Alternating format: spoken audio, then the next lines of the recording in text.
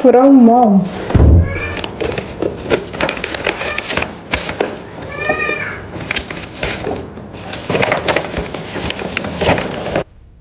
డియా Nazi, ఈరోజు మా ఎదురింట్లో ఒక చిన్ని పాప రెడ్ డ్రెస్ వేసుకొని కనపడింది. తనని చూసి నాకు నీ ఫస్ట్ బర్త్డే గుర్తొచ్చింది తెలుసా. నీకు గుర్తుందా ఆ రోజు నువ్వు రెడ్ డ్రెస్ వేసుకుని రోజ్ ఫ్లవర్లా ఉన్నా? నా జీవితంలో నేను చూసిన అందమైన పువ్వు అది. కళ్ళు మూసి తెరిచేలోపే చాలా సంవత్సరాలు గడిచిపోయాయి కదా. ఇక నువ్వు కొత్త జీవితం ప్రారంభించబోతున్నావు. గుర్తుపెట్టుకో, లైఫ్లో నువ్వు చాలా అద్భుతాలని చూస్తావు, అట్లాగే బాధల్ని కూడా. లైఫ్ అట్లాగే ఉంటుంది, అట్లాగే ఉండాలి కూడా.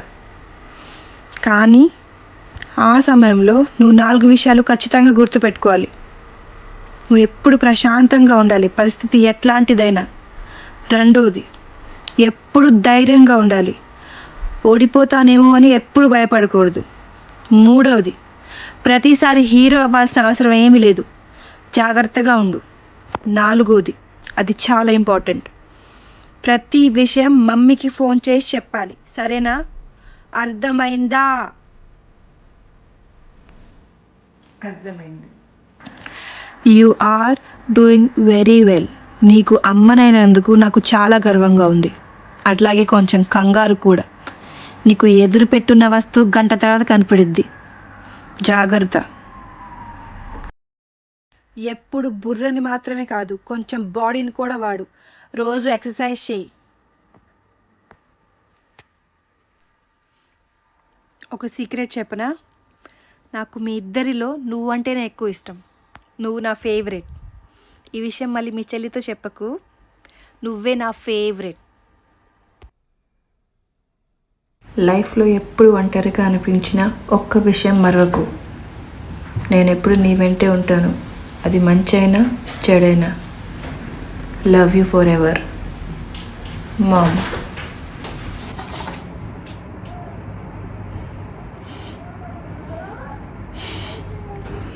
మా మమ్మీకి ఎంతైనా నేనంటేనే ఇష్టం.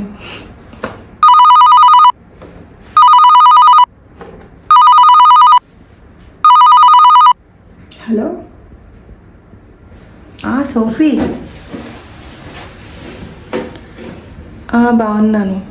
ఒక విషయం అడగనా? నీకెప్పుడు అనిపించలేదా మమ్మీకి మన ఇద్దరిలో ఎవరంటే ఇష్టమని? నాకు తెలుసు, అది నేనే. నువ్వు అనుకుంటే సరిపోయిద్దా?